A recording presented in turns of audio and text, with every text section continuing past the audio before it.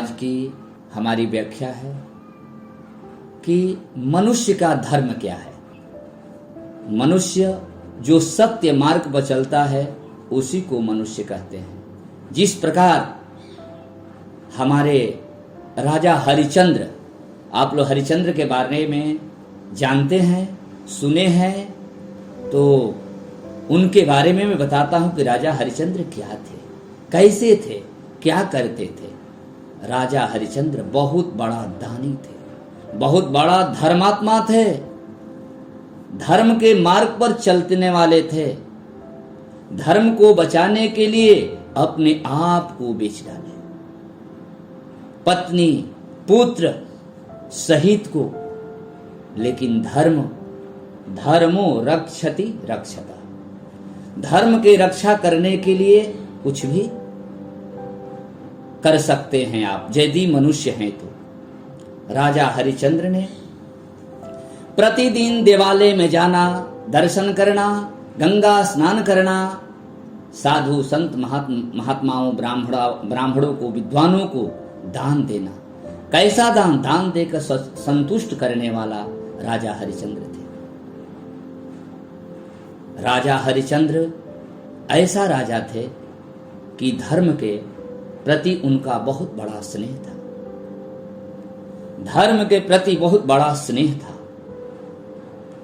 राजा हरिश्चंद्र एक दिन, एक समय की बात है कि राजा हरिश्चंद्र एक रात्रि में स्वप्न देखे। जब स्वप्न देखे तो स्वप्न में देख रहे हैं कि पूरा राज पाट, पूरे वस्तु को मैंने दान कर चुका हूं, पूरे वस्तु को मैं दान कर चुका हूं। अब राजा जब प्रातः काल उठते ही अपने मंत्रिमंडल में बैठक की तो मंत्रियों ने कहा कि राजन, स्वप्न अच्छा भी होता है और स्वप्न गलत भी होता है। कहे नहीं, आज मेरा प्रभु ने आकर मुझे सपना में मुझसे पूरे मेरा राज्य को दान मांग लिया। अब हमारे महाराज विश्वामित्र को बुलाइए और उनको मैं संकल्प कर दूं। मंत्रियों ने सारा व्यवस्था किया, सब लोग आए। विश्वामित्र जी महाराज है, कहे राजन क्या आदेश? कहे प्रभु। आसन बिछाए, बैठाए और कहे कि प्रभु महाराज, मैंने रात में जो स्वप्न देखा था कि मैंने पूरे राज्य को दान किसी ब्राह्मण को कर दिया, तो आपसे सुयोग्य कोई ब्राह्मण हमारे लिए नहीं है। मैं आपको आज का ही आज, अभी का अभी, मैं पूरे अपने राजपाट संपत्ति इत्यादि सब आपको दान के रूप में मैं देने जा रहा हूं। विश्वामित्र जी सारा व्यवस्था किए। वो दान के उपलक्ष्य में 1100 और भी महात्मा आए। सुंदर तरीके से भोजन भाव इत्यादि हुआ, सब कुछ हुआ। होने के बाद संकल्प हुआ। संकल्प कराने के बाद पूर्ण रूप से राज सहित, धन सहित, द्रव्य सहित संकल्प हमारे मुनि विश्वामित्र मुनि जी को संकल्प हुआ। संकल्प ले लिए। संकल्प लेने के बाद कहे राजन, ये आपने पूरे संपत्ति को आपने संकल्प दे चुका और ये पूरे राज्य पर मेरा अधिकार हो गया और ये राज्य आप खाली कर दीजिए। और जो हमारे 1100 महात्मा आए हुए हैं आपके पास, भोजन के हैं तो उनकी भोजन की दक्षिणा होती है। कहे कैसी? कहे कम से कम एक सोना के एक गिनी कम से कम सारे साधुओं को मिलना चाहिए, तब आपको भोजन और दान करने का पूर्ण फल मिलेगा राजन। कहे ठीक है, मैं वो भी दे दूंगा। कहे कि हमको टाइम चाहिए, कहे कि ये पूरे राज्य मेरा है, जितना दिख रहा है आपका, जितना जहां तक आपका नगर था उस पर मेरा पूर्ण अधिकार हो गया राजन। अब आप यहां से बाहर किसी दूसरी राज्य में जाकर कुछ व्यवस्था करके लाएं तो इन महात्माओं को दक्षिणा के रूप में आप एक गिनी देंगे, 1100 गिनी की। तो महाराज जाने लगे, कहे यहां नहीं, तो अंत में क्या किए, कहे काशी क्षेत्र में कहे क्योंकि काशी जो नगरी है किसी का राज्य नहीं है, किसी का नगर नहीं है, किसी का ग्राम नहीं है, उस पर पूर्ण रूप से अधिकार हमारे काशी विश्वनाथ भगवान भोलेनाथ शंकर का है। क्योंकि काशी जो नगरी है शंकर के त्रिशूल पर टिकी हुई है। वो कोई भूमि नहीं है, कोई वाहन नहीं है, कोई राज्य नहीं है, कोई मकान नहीं है, कोई गांव नहीं है, कोई व्यवस्था नहीं है। वो भगवान भोलेनाथ के त्रिशूल पर उसी नगरी में गए, कहे यहां तो कोई मुझे नहीं भगाएगा। वहां चले गए, अपने पुत्र तारा साथ में पुत्र रोहित को लेकर घर से निकल गए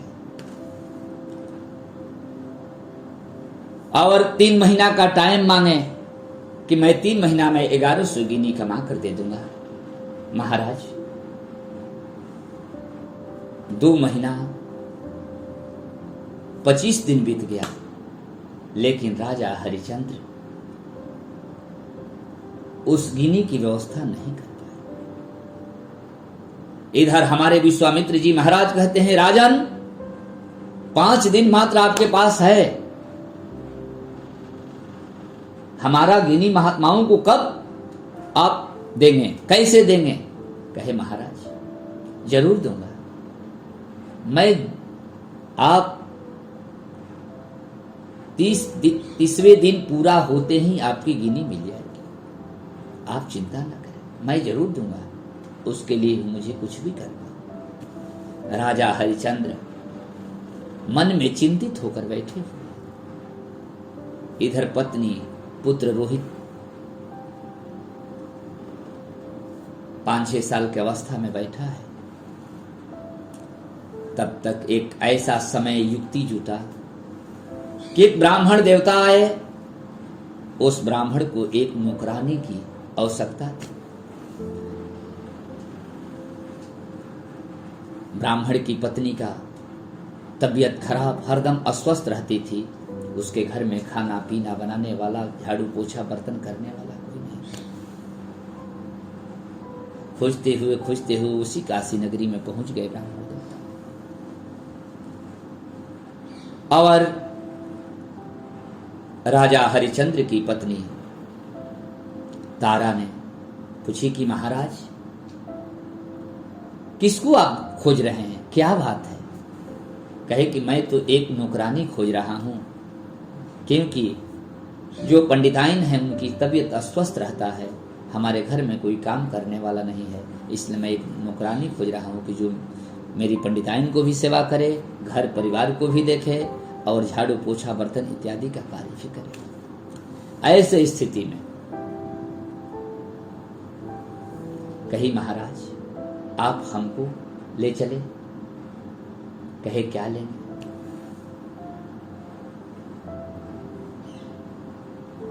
कहे कि 1000 गिनी लेंगे। कहे कि नहीं, मैं 1000 गिनी नहीं दूंगा, मैं सोना का 500 गिनी दूंगा। कही ठीक है प्रभु। राजा हरिचंद्र आए, कहे क्यों तारा ऐसा क्यों कर रही हो? तारामती ऐसा मत करो। कहे प्रभु पत्नी कैसी कि यदि पति का धर्म में संकट पड़ा हो कि अपने पति के लिए अपने आप को भी बेचकर यदि पति के काम में आ जाए पत्नी, उसी को साक्षात पत्नी कहते हैं, साक्षात लक्ष्मी के रूप कहते हैं, लक्ष्मी कहते हैं। जब पति पर संकट का घेरा आ जाता है तो उस समय पति का नारी और मित्र और गुरु 3 ही साथ आते हैं, चौथा कोई साथ नहीं देता है। सर उसी प्रकार राजा हरिश्चंद्र का मन में बहुत तड़प हो रहा है कि आज मेरी पत्नी मेरे लिए बिक रही है। कहीं आप चिंतित न, आप मुझे नहीं बेच रहे हैं, मैं खुद को बिक रहा हूं, मैं खुद को बिक रहा हूं। और पंडित जी महाराज ने लिए, अब जब गिनी दे दिए तो ऐसा झटका मारे, हाथ पकड़े, घसीटते हुए ले जाने लगे। तब तक पुत्र रोहित चिल्लाने लगा, माँ माँ माँ। तब पंडित जी पूछे कि कौन है? कही मेरा पुत्र है रोहित। कही महाराज। राजा हंस पूछे कि महाराज उसकी माँ चली जाएगी तो तड़प तड़प कर मर जाएगा, इसको भी लेते जाइए। उसके भी 100 गिनी ने पंडित जी दिए, रोहित के लिए भी।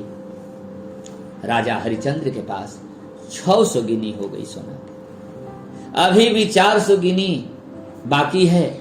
और इधर पंडित जी तारामती को और इधर रोहित को, दोनों को लेकर चले गए अपने यहाँ। और तारामती पंडिताइन का सेवा करना, कुआं से जल भरना, बर्तन बासन करना, ठाकुर जी का सेवा करना, सब कुछ करना। और पंडित जी के मन में ऐसा विचार आया कि चलो बालक है, कुछ दिन के बाद तुलसी पत्र पुष्प वाटिका से ले आकर आएगा, ठाकुर जी के सेवा होगा, कुछ तो करेगा। ऐसे विचार करके इधर समय मात्र 1 दिन का बचा है। राजा हरिश्चंद्र कहे हैं कि क्या हो, ऐसा क्या हो। तब तक उसी घाट पर बैठे हैं, हरिश्चंद्र घाट पर, और ऐसे बैठे हुए गिलगिला रहे हैं, तड़प रहे हैं। तब तक डोम आया, कहा क्यों यहां बैठे हो, क्या बात है? कहे कि प्रभु मेरा कोई नहीं है, मैं हूं, यदि आप हमें खरीद सकते हैं तो खरीद लीजिए। कहा कि तुमको 400 गिनी दूंगा, 400 गिनी दूंगा। कहे ठीक है प्रभु। कहे 400 में हम नहीं, मेरा काम नहीं होगा। तो कहे 500 से अधिक नहीं दे सकता। डोम राजा ने कहा 500। तो 500 गिनी में अपने आप को डोम राजा के हवाले हो गए। और 500 और 500 पत्नी का, 100 पुत्र का 1100 गिनी पूरे जुटाकर सूर्यास्त होने से पहले विश्वामित्र जी महाराज को बुलाकर उनके हाथों में 1100 गिनी देकर उनसे छुटकारा पाता। ऐसे स्थिति में और डोम राजा ने आदेश दे दिया कि आप अब यहीं रहेंगे, जितना मुर्दा आएगा उसको आप देखभाल करेंगे, यहाँ के आपकी निगरानी में आपका ही सारे मुर्दा जलेंगे। आप पहिरने के लिए, खाने के लिए जो मुर्दे के साथ भोजन आता है उसका वही खाकर आप रहेंगे। आज जो मुर्दा जो वस्त्र धारण करके आता है वही वस्त्र आप एक पहनेंगे, एक ओढ़ेंगे। और राजा हरिश्चंद्र ईमानदारी के साथ उस ड्यूटी में, कार्य में लग गए। और राजा हरिश्चंद्र करते करते इतना सुंदर राजा कि जो दूसरे को देने वाला, दूसरे को खिलाने वाला, आज ऐसा स्थिति आ गया है कि वो मृतक का पिंड, 100 का पिंड खा रहे हैं, 100 का ओढ़ा हुआ वस्त्र धारण कर रहे हैं। क्या परमात्मा कैसा ये दृश्य दिखा रहे हैं। और ऐसे करते करते वहां अपना कार्य में लग गए। वही दिनचर्या हो गई। प्रतिदिन एक इतना बड़ा लाठी ले लिए थे राजा हरिश्चंद्र, काली पगड़ी बांधकर, और एक पहन लिए थे, एक धारण कर लिए थे, और काली पट्टी बांधकर, सोटा लेकर सारे मुर्दों को देखभाल, किसको क्या करना, कैसे व्यवस्था करना, सारी व्यवस्था में लग गए। ऐसी स्थिति में सज्जनों, करते करते एक दिन की बात हुई कि रोहित पंडित जी के घर से निकला पुष्प वाटिका में पुष्प तोड़ने के लिए। तब तक रोहित को एक काला नाग ने डस लिया। और रोहित वहीं गिर पड़ा और चिल्ला रहे कि माँ माँ माँ मुझे बचा लो, मुझे बचा लो। लेकिन माँ अपने पुत्र रोहित को आवाज नहीं सुन रही थी। तब तक किसी सज्जन ने आवाज सुना, कही, हे तारा, देखो तुम्हारा पुत्र बगीचे में गिरकर मरा है, गिरा हुआ है, कोई सर्प ने डस लिया है, जाकर तो देखो। लेकिन पंडित जी का ऐसा ही ताव था कि नहीं, पहले पंडिताइन का सेवा करो, पहले पानी भरो, सारा व्यवस्था करके अपने पुत्र को देखने जाना, ऐसी आवाज में बोले। लेकिन वो तो बीत चुकी थी तारामती। तारामती ने ब्राह्मण का पूरा आदेश का पालन करते हुए, सारा कार्य से निवृत्त करते हुए अपने पुत्र को गई देखने, तो पुत्र मरा हुआ पड़ा है। कही हो, मैं यहां रहते हुए मैं अपने पुत्र को नहीं बचा सकी। यदि समय पर आ जाती तो मेरा पुत्र आज मरता नहीं, आज मेरा पुत्र बच जाता। तारामती वहीं गिरकर रोने लगी, वहीं गिरकर रोने लगी। रोते रोते अंत में अपने बेटे को लिए अपने पहनी हुई आधी साड़ी फाड़ी और उसमें लपटी और उसको दाह संस्कार करने के लिए ले गए। चलते चलते वही काशी नगरी में गई और वहां राजा हरिश्चंद्र उस डोम के कार्यकर्ता के रूप में वहीं विराजमान थे, वही टैक्स असुली करते थे, उन्हीं को टैक्स लेते थे। जो भी मुर्दा था तो उसे टैक्स लेते थे, टैक्स लेने के बाद ही मुर्दा को जलाने देते थे। अब तो तारामती के पास एक भी रुपया नहीं था, एक नया नहीं था। और उसके बाद कही कि मैं अपने रोहित पुत्र के लिए, जब मेरे पति राजा हरिश्चंद्र पूछेंगे रोहित कहाँ है, रोहित कहाँ है, तो मैं क्या बताऊंगा। तब तक राजा हरिश्चंद्र समझ गए कि यही मेरी पत्नी है। कहे तुम कौन हो? कहे मैं तारा, ये मेरा पुत्र रोहित है। और राजा चंद्र का होश आया कि यही मेरी पत्नी, यही मेरा पुत्र है। राजा हरिश्चंद्र कहे कि अब तो मेरा सब कुछ चला गया, कुछ भी न रह गया। अब मैं इसी गंगा में पत्नी पुत्र के साथ इसमें अपने आप को समाधि ले लेता हूं, जल प्रवाहित हो जाता हूं, अब कुछ भी नहीं। ऐसा तैयार होते हुए गंगा तट पर गए राजा हरिश्चंद्र, और कि अपने आप को मुझे उसमें समाहित हो जाऊं, जल में डूबने की तैयारी के। तब तक साक्षात नारायण आके खड़े हो गए। राजा हरिश्चंद्र, तुम्हारी परीक्षा बहुत हो चुकी, अब परीक्षा देने की कोई आवश्यकता नहीं है, तूने बहुत परीक्षा दे चुके हो। अब भगवान नारायण आए, उसी समय वरदान दिए।